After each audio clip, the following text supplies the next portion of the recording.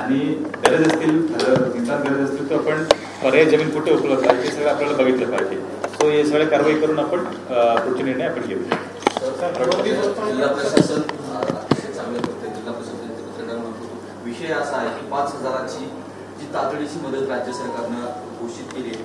घरांची पडझड असेल किंवा शेतातले पंचनामे करून तातडीची मदत देणं. दुसरा विषय अन्नधान्याचं किट देणं. ही जी मदत आहे ती ग्राउंड लेवलवर पोहोचलेली आमच्या निदर्शनास ती आलेली आहे. काय कारवाई? नाही, आपण येण्यापूर्वी आपण हीच माहिती दिलं होतं की 3,149 एवढा कुटुंब बाधित झाली आहे. यांचे घर पडझड झालेली आहे, कपडे भांडे नुकसान झाले. 1,700 एकरची आपण 10,000 तातडीची रक्कम ऑलरेडी वाटप केली आहे. म्हणजे आपण इतर कंपॅरिझनपेक्षा आपण जास्त केलेलीच आहे. आणि 5,000 आता शासनाने 5,000 10,000 सांगितले. सीएम साहेबांनी 10,000 घोषित केले 2024 GR प्रमाणे. तो 1,700 एकरचे झाले, पण 50% जास्त राहिलेले जे आहे आज आणि उद्यापर्यंत ते होऊन जातील. आणि फूड किट्स आहे फूड किट्स आहे तो आपण पण चांगला प्रश्न विचारले. आता काल सीओ साहेब पण तिथे उदाहरणामध्ये होते, आम्ही पण होतो. सो त्याच्यामध्ये आम्हाला असं ऑब्झर्वेशन आहे की जे बऱ्याच एनजीओ कडून किट्स येत आहेत, आम्हाला प्रशासनाला परस्पर ते वाटप करत आम्हाला ना कळवता. आणि याच्यामध्ये काय होतं की थोडंसं केलं होतं की गावामध्ये काही थोडं स्ट्रॉंग फोर्सेस आहेत, त्याच्यामुळे काही लोकांना मिळत नाही, काही लोकांना मिळतात. सो त्यामुळे आता आपण सगळे एनजीओसला स्वयंसेवक संस्थेला आवाहन केले की आपण तहसील मार्फत पंचायत समितीमार्फत तुम्ही वाटप करा. आता आपण जसं बोलतो, आता एक 4 truck Kolhapur Datta sugar factory म्हणून आहे, त्याच्याकडून 3,000 किट्स आले.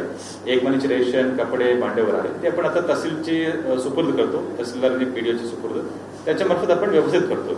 आणि मला वाटतं की आता अन्नधान्याचे जास्त पुरवठा होत आहेत. आम्ही एनजीओसनी आवाहन केले की आता जास्त आम्हाला जे गरज आहे, चाराची गरज आहे आम्हाला, नंतर जे युटेन्सिल्स आहे, भांडे आहे, ते गरम कपडे आहेत त्याची गरज आहे.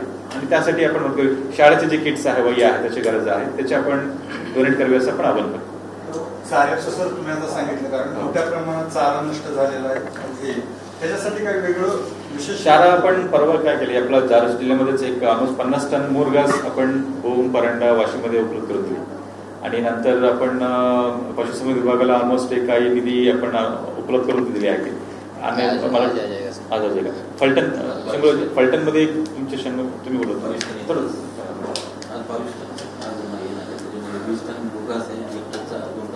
हे जे चारा जे आता रिसिव्ह होणार आहे त्याच्यासाठी जिल्हाधिकारी महोदयांनी असं ठरवले की आम्ही टंचाई काळात जसे केले होते की चारा प्रत्येक तालुक्यात कुठे कुठे ठराविक जगामध्ये चारा मोफत उपलब्ध आहे ती आम्ही प्रसिद्धी केली होती.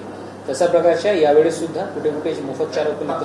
तात्काळ मदतीप्रमाणे आताच्या मुरघासचा चारा होईल, पण सोयाबीनचा पिकातला जो चारा आहे दुष्काळ हे मोठ्या प्रमाणात होतं आणि सोयाबीनच नष्ट झालं.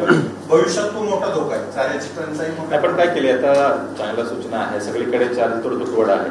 बट जिथे सोयाबीनची हे नसते, आपण ऊसाची जे आहे पाण्या त्याच्यातून पण आपण चारा तात्पुरतं उपलब्ध करून देऊ शकतो. आणि अजून इतर जिल्ह्यामधून पण आपण एनजीओसला आपण होलसेल सप्लायला आपण रिक्वेस्ट करतो. आणि जिथे ते आमच्या शासकीय जमीन आहे तिथे चारा उपलब्ध आहे, आपण मोफत शेतकऱ्यांना उपलब्ध करून देतो. तसं पण आपण एक परिपत्रक करतो, त्याची माहिती आपण पशुसंवर्धन विभागाकडून उपलब्ध करून देऊन डीआय मार्फत प्रसिद्धी करतो. तसं पूर आल्यानंतर की आता एक केवायसी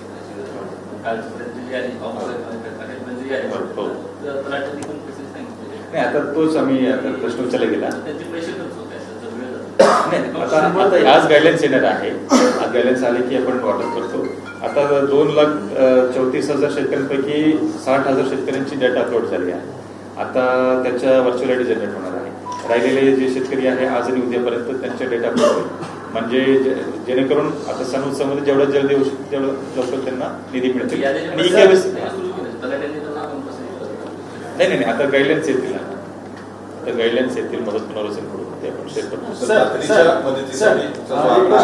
सर, जे पहिल्या टप्प्यामध्ये 189 कोटी आपल्याला जे मिळालेले आहे त्याच्यामध्ये काय झाले, शेतकऱ्याचं बाधित क्षेत्र हे 85% धरलं जाते. म्हणजे जे हेक्टरी 8,500 रुपये आहे ते शेतकऱ्याला प्रत्यक्ष 7,200-300 रुपये मिळतात. तर हे 100% बाधित क्षेत्र. बरोबर, ही प्रश्न याच्या सविस्तर चर्चा याच्यापूर्वी झाली होती. आता 2 हेक्टरची कोटा आहे, लिमिट आहे. आता यापूर्वी जेवढं काही नुकसान झाले या क्षेत्रात 2 हेक्टर आणि तो वगळून राहिलेले जे आहे आपण यावेळी पण घेतो. म्हणजे आता एखाद्या शेतकऱ्यांची सुरुवातीला 1 हेक्टर झाले असेल, आता अजून 1 हेक्टर त्यावेळेची आणि यावेळी तो दोन्ही पण घेतो, तसं सूचना पण दिलेली आहे. फक्त 1 हेक्टर क्रॉस करता येणे सध्याचे जे नॉर्म्स प्रमाणे.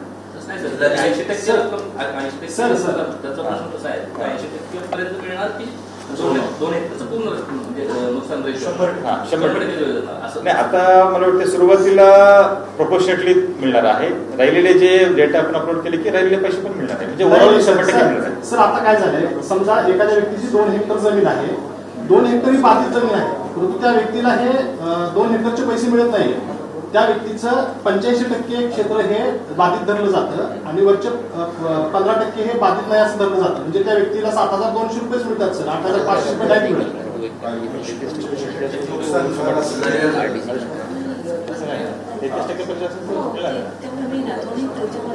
पेक्षा जास्त नुकसान आहे त्याला 100% मिळणारच आहे, तोच नियम आहे. आता ज्या गावांच्या याद्या आल्यात ना सर, त्याच्यामध्ये रक्कम पण आहे, VK नंबर आणि एक रक्कम असते बाधित शेतकऱ्यांना मिळणारी. त्याच्यामध्ये जे रक्कम आहे तो कसा असतील ते क्षेत्राचे असेल, म्हणजे 33% पेक्षा जास्त नुकसान 100% मिळणार आहे. 1 हेक्टरला 8,500, जिरायतला बागायतला 18,000. सो ते 2 हेक्टर नसावी, 1 हेक्टर नसावी, मे बी 0.5 हेक्टर असं असावं. पण 33% पेक्षा असं 100% मिळणारच आहे. पण तरी पण आम्ही खात्री करतो. जिल्हाधिकारी साहेब, शेतकऱ्यांची जी मागणी होती ओला दुष्काळ तसा त्याच्या संस्थेने हे पण ओला दुष्काळ मागणी करायची, जो क्रायटेरिया नैसर्गिक आपत्ती जाहीर करण्यासाठी शासनाला लागत असतो तशा पद्धतीचा धाराशिव जिल्ह्यात पाऊस झाला आहे का? तशी जर उद्या शासनाला आपत्ती जर घोषित करायची म्हणलं तर धाराशिव जिल्ह्याची परिस्थिती काय, तसं झालंय का? सगळी मंडळ 100% मदत मिळेल असं काही परिस्थिती आहे. अतिवृष्टीमुळे 100% महसूल मंडळ सगळे कव्हर झाले. 42 महसूल मंडळापैकी सगळे 42 महसूल मंडळ अतिवृष्टी झालेलीच आहे. सो आता डेटा महावीरकडे पण आहे, आमच्याकडे पण आहे, आपण शासनाला कळवतो. निर्णय तशी परिस्थिती आहे का जिल्ह्यात की आपत्कालीन परिस्थिती निर्माण करण्यासाठी आहे का तशी? म्हणजे तसा मी सांगू शकत नाही, बट जे काही फॅक्च्युअल पंचनामे आपण करतो, आपण गव्हर्नमेंटला देतो, त्याच्यावर निर्णय घेतो. पंचनामे आता अनेक ठिकाणी सर पंचनाम्याला म्हणजे रस्तेच वाहून गेलेले, तिथपर्यंत यंत्रणा पोहोचायला वेळ लागणार आहे. मग याच्यावर कसा पुढे जातात काय? नाही, आता इथे तोच मी सांगतो, रस्ता वाहून गेले असले तरीही ना ऍटलीस्ट मोटरेबल बाई 2 व्हीलरने या बाईने पण आमचे शेतकरी ग्रामसेवक खूप मेहनत करतायत. ऑलरेडी त्या दिवशीपासून आता पाऊस 2-3 दिवसापासून पाऊस नाहीये, तो ऑलरेडी ते फील्डवर आहे आणि जिथे ते शक्य नाहीये थोडा वेळ लागणार आहे, पण तो खूप कमी प्रमाणात आहे. पण तरीही आमच्या सर्व अधिकारी कर्मचारी क्षेत्रावर 24/7 पंचनाम्यासाठी ते व्यस्त आहे. ग्राउंडवर आहे त्यांना खूप अडचणी आहे, कारण आम्ही आता परांडेकडे फिरलो तर त्यांना जाताच येत नाही शेतामध्ये, काहीच म्हणजे खूप अडचणीचा सामना करतो. ते म्हणजे पंचनामे करणं शक्य नाही. तर याला आपण विचारतो, जसं आपण मगाशी सांगितलं की सर्व महसूल मंडळामध्ये पाऊस पडलाय, हे सगळं नुकसान झाले दिसतंय, मग पंचनाम्याचं का सरसकट आपण प्रशासन मागणी करू शकत नाही? तसं सध्या आपण जे अस्तित्वात असलेले गाईडलाईन्स प्रमाणे आपण करतोय. याच्यामध्ये काय काही क्षेत्रामध्ये समजा काही क्षेत्रात ठीक आहे, पण मला वाटतं सर आता जिल्ह्यात अशी काही परिस्थिती आहे का जिथं प्रशासन किंवा पोहोचू शकणार नैसर्गिक आपत्ती? असं मला वाटत नाही की आता एकही संपर्क तुटले गाव नाहीये. आता सगळे गावामध्ये संपर्क पुरवली झालेली आहे. फक्त जसं आपण म्हणतो की एखादा 4 व्हीलर जाऊ शकत नाही असं परिस्थिती आहे, पण तिथे आपण पर्यायी मार्गाने दुसरा अप्रोच रोडने मार्गाने आपण जाऊ शकतो. असंही काय होतं की इंडिव्हिज्युअल जमिनीमध्ये जाऊन प्रत्येक इंडिव्हिज्युअल जमिनीच्या पंचनाम्यामध्ये गट नाही आणि एकदा घर पडले तरी इंडिव्हिज्युअल घरामध्ये जाऊन पंचनामा करणे हा सतत होत आहे. बरोबर. सर अतिवृष्टीनंतर काही शेतकऱ्यांनी आत्महत्या केल्या, त्यासाठी आपल्या प्रतिबंधात्मक उपाय नाही. आता ही पण काल जसं तुळजापूरची जे बातमी आहे आपण तसल्याला माहिती घेतली. सो जे काय आहे ते दुर्दैवी आहे, पण तरी पण आपण तुमच्या माध्यमातून सर्व शेतकरी बांधवांना आवाहन करतो की आपण कृपया या अतिवृष्टीमुळे आपण मानसिकता आहे ते आपण पॉझिटिव्ह ठेवावी. तुमच्यासोबत प्रशासन आहे आणि आता त्यासाठी जे काही स्थानिक प्रशासनामार्फत सगळे स्टेकहोल्डर्स मार्फत तुम्हाला जे काही मदत करायची आहे आपण त्यासाठी सगळे कार्यतत्पर आहोत. सो प्रशासन तुमच्यासोबत आहे, कृपया आपण अशा प्रकारचे निर्णय घेऊ नये असं आपण शेतकरी बांधवांना आवाहन करतो. आपल्याकडे आहे संस्थांकडून मुख्यमंत्री साहित्य निधीला एक विशेष निधी दिला गेलाय, तसं जिल्ह्यातील शेतकऱ्यांना मदत मिळणार आहे का? हा, ही आपण ऑलरेडी त्या दिवशी प्रस्तावात आपण सांगितले आहे की आपण 1 कोटी तातडीने मुख्यमंत्री सहायता निधीला आपण दिलेली आहे. या व्यतिरिक्त जे बाधित कुटुंब आहे त्यांच्या कशा त्यांना मदत करायची आहे त्यासाठी पण मंदिर संस्थान सकारात्मक विचारणा ऑलरेडी मांडली आहे आणि याची पूर्वी पण मांडली गेली होती. फक्त आमच्याकडे डेटा आली नाहीये. डेटा आले की आपण याच्यावर आपण सकारात्मक निर्णय घेऊन मदत तो करतो. निर्णय जो आहे तो तुमचा आहे, विश्वस्तांचा आहे का अध्यक्षांचा नाही नाही सगळ्या विश्वस्तांच्या बैठकीत नाही विश्वास समितीचे म्हणजे अल्टिमेटली संस्थांचे निर्णय काय आहेत. होतं माहितीये का? डाटा तुमच्याकडे आहे, तुम्ही आता डेटा तर अल्टिमेट फायनल झाली पाहिजे ना. यासाठी आम्ही त्यासाठी ना आपण टीसच्या माध्यमातून ना काय आहे की प्रशासनाकडून जे माहिती येतात तो पण आम्ही ऑफिशियल माहितीचे आहे, बट एक स्वतंत्र असेसमेंट आपण टीस मार्फत आपण काय करतो, एस्पेशली सोशिओ इकॉनॉमिक काय नुकसान झाली आहे, लाईव्हलीहूड संदर्भात काही एखाद्या कुटुंबाची नुकसान झाली आहे का त्याच्यावर आमचं जास्त लक्ष असणार आहे. सो ते पण आपण डेटा सगळे कोरिलेट करून आपण मदत करू.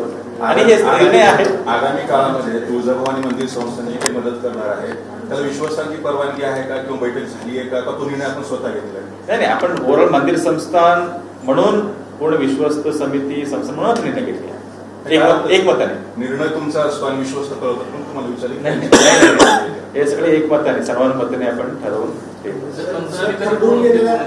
नाही पंचनामाची आपण आता 5 ऑक्टोबर पर्यंत आपण पूर्ण करण्याची सूचना दिली आहे. 5 ऑक्टोबर पर्यंत माहिती त्याला की आपण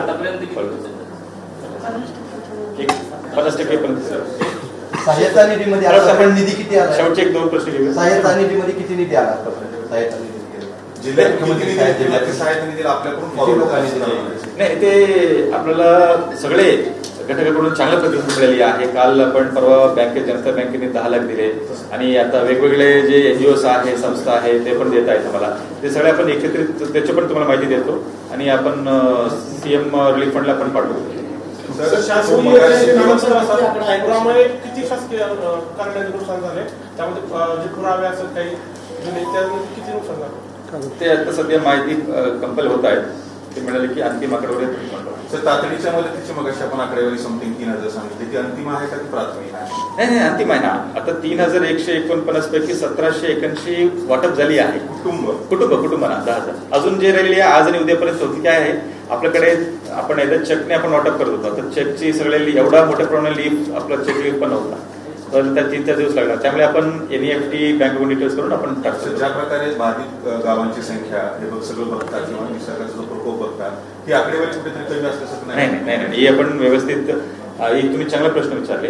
आपण प्रत्येक गावनिहाय जे बाधित कुटुंबाची संख्या आहे घरपडझड झालेली आहे ते आपण सरपंचांना ग्रामसेवक त्या जिल्ह्याची व्हॉट्सअप ग्रुपला गाव चौकीवर आपण फ्लॅश करतो. एकदम पारदर्शक पद्धतीने आपण ते करतोय. जर कोणाचं राहून गेलं असेल तर आताही ते तलाठी यांनी आपल्या ग्रामसेवकांना ते दाखवू शकतात. ते दाखवून त्यांच्या राहून गेले असेल तो आपण खात्री करून ते समावेश करतो. एकदम याच्यामध्ये एकही कुटुंब वंचित राहणार नाही असं आपण सूचना दिली आहे. ग्रामसभा आहे वाचन होणार का नुकसानीचं? नाही आता नुकसान तोच मी सांगतो. आता नुकसान वेगवेगळ्या प्रकारचे नुकसान आहे. जे काही आता वैयक्तिक लाभार्थी आणि वैयक्तिक कुटुंबाचे नुकसान आहे ते वाचन होणार आहे. बाकी सार्वजनिक मालमत्तेचे आहे जे रेडी आहे ते वाचन होणार आहे. ते अजून नाहीये ते आपण अजून एकदा याशिवाय सुद्धा प्रत्येक ग्रामसेवकाला गावामध्ये काय एकंदरीत काय नुकसान झाली ते समजा ते GR मध्ये तशी आहे किंवा नसेल त्याची पूर्ण माहिती गोळा करून ते पाठवण्यासाठी ऑलरेडी सांगितलं गेलेलं आहे. शिवसाहेबांनी मग सांगितलं की प्रत्येक ग्रामस्थरावरती आम्ही स्वच्छता राबवणार आहे. शहराची परिस्थिती त्याच्यापेक्षा बिकट आहे, त्यासाठी कोण शहराची माहिती आम्ही तुम्हाला शिकवतो. पण शहराची परिस्थिती याच्याबद्दल पण सर्व मुख्य अधिकाऱ्यांची परवा पण आम्ही VC घेतलो होतो. सर्व मुख्य अधिकारी त्यांच्या टीम सगळे अलर्ट आहे. जिथे ते वॉटर लॉगिंग आहे ते पाणी त्याच्या निष्कासित करणे, त्याच्या निपटारा करणे, पंपिंग करणे, जे फॉगिंग अवेटिंग आहे, तर या व्यतिरिक्त जे वॉटरबॉर्न डिसीज आहे वेक्टरबॉर्न डिसीज त्याच्यावर नियंत्रण करणे ते सगळे आपण DHO सिव्हिल सर्जन यांच्या मदतीने आपण करतो. त्या नगरपालिकेसमोर पाईपलाईन फुटलेले आहे, अजूनही पाणी वाहता येते, कुणाचं लक्ष नाही. नेमकं नगरपालिकेसमोर पूरस्थितीमध्ये सर्व अधिकारी कर्मचारी काय जात होते, परंतु शिवसाहेब आमच्या इथले काय कुठे घेतले नाही. सकल भागामध्ये घरामध्ये इथं सुद्धा पाणी होतं, त्याच्या सुद्धा बातम्या काय प्रसार माध्यमात सुधारलेल्या आहेत. त्या पण आम्हाला माहिती द्यावी. आम्ही तसं सूचना पण दिलेली आहे. जिल्हाधिकारी वारंवार बँकांना पीक कर्जासंदर्भात असेल किंवा इतर संदर्भात आदेश देतात, मात्र जिल्हाधिकाऱ्यांचे आदेश सुद्धा बँका मानत नाही अशी वस्तू त्याचा काय कारवाईचा प्रस्ताव कसा असणार? तसं नाही. आता इथे आमचे LDM साहेब पण आहे. आम्ही काल जे मीडियामध्ये जे न्यूज आली होती लगेच आपण LDM ला पण त्याचं स्पष्टीकरण आपण मागितलं होतं की काय झालं होतं ऑगस्टमध्ये जे लोक अदालत आणि या वेगवेगळ्या माध्यमातून जे नोटिसेस तयार केलं होतं त्याचा डेट तेव्हा होता आणि बाय पोस्ट ऑफिस त्यांनी पाठवलं होतं. पोस्ट ऑफिसने पण काही गावाला पोच करण्यामध्ये विलंब झाला. तेव्हाचे जे नोटीस आहे आता त्यांच्या हातामध्ये पडला. तरीही आम्ही ऑलरेडी मागच्या आठवड्यात दिली आहे.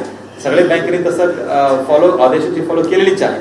तरीही आता पण जर जुनी नोटिसेस पोच करत असतील तो पण थांबवा असं आपण सक्त सूचना आणि इन्स्ट्रक्शन बँकेला दिली आहे. कारवाईच्या सूचना केल्या सर, पण जिल्हा बँकेकडनं 101च्या कारवाईसाठी जे प्रस्ताव आहेत 1369 प्रस्ताव हे केलेले त्यांनी दाखल केले. त्याचं काय होणार? त्याला अजून स्थगिती नाही. आम्ही ग्रामीण भागात बऱ्याच ठिकाणी अशा अनुभव कलेक्टर साहेब आदेश देतात पण बँका ऐकत नाही. तुमच्या जास्त निदर्शनाचं मला सांगावी. आम्ही लगेच त्या संबंधित ब्रँचशी वैयक्तिक संपर्क साधून आपण ते खात्री करतो.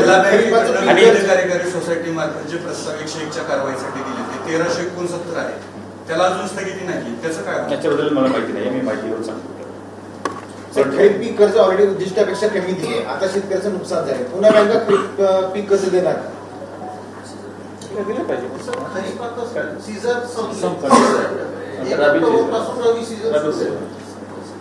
ठीक आहे.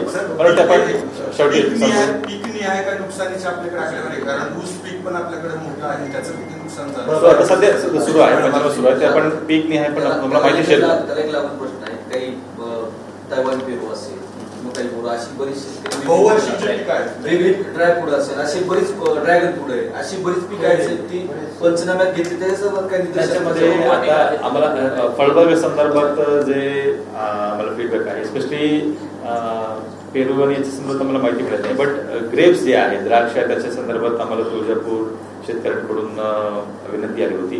पुण्याची पण एक तज्ञ सायंटिस्टची टीम आली होती काल पाणी करायला. त्यांनी पाणी करून कृषी विभाग त्यांनी मार्गदर्शन केले आहे. त्याची पण कारवाई त्याच्यावर होणार आहे. त्याच्या भाजीपाला पण सर, खरडून गेलेल्या जी जमिनी आहेत त्याचा पेशंट आपल्याकडे आहे. आता तो आपण फायनल करतोय. म्हणजे 5 ऑक्टोबर पर्यंत आपण वेळ दिलेली आहे. ते आकडे आले की मी तुम्हाला कळतो. आजच्या मंत्रिमंडळाच्या बैठकीमध्ये त्याच्यासाठी काय निधी वाढवलाय का नुकसानीचे? नाही, अजून ते आमच्या पर्यंत आले नाही. सूचना खालपर्यंत आलेल्या नाही, अजून लेखी आले नाहीये. ओके, धन्यवाद. थँक्यू. थोडं मागवतो विजय सर, ते आकडेवारी काय? काय करा, एक मिनिट तुम्हाला उत्तर द्या.